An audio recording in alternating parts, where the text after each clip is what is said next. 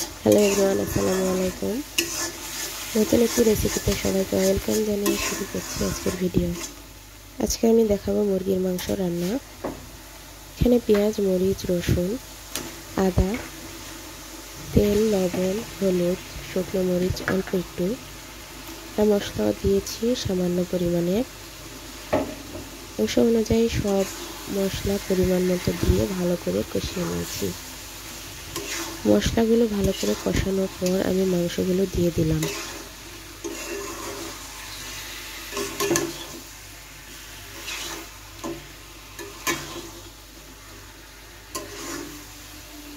মাংস দেওয়ার পর মশলাগুলোর সাথে মাংসগুলো ভালো করে নেড়েচেড়ে মিশিয়ে নেব।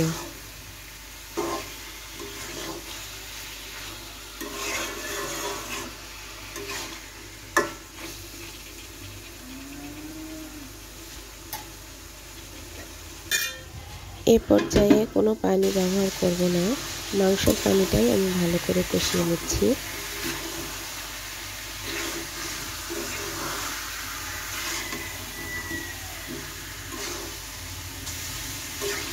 খেয়াল রাখতে হবে মশলাগুলো যেন পুড়ে না যায়। তারপর পরিমাণ মতো পানি দিয়ে ঢাকনা দিয়ে ঢেকে দেব।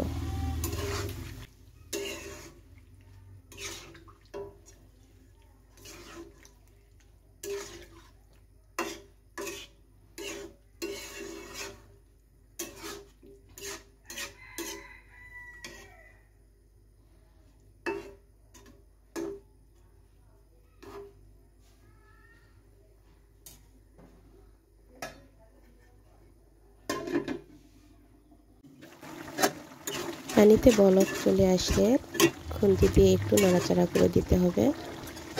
ব্রয়লার মুরগি এভাবে রান্না করলে আমার পরিবারের সবাই পছন্দ করে।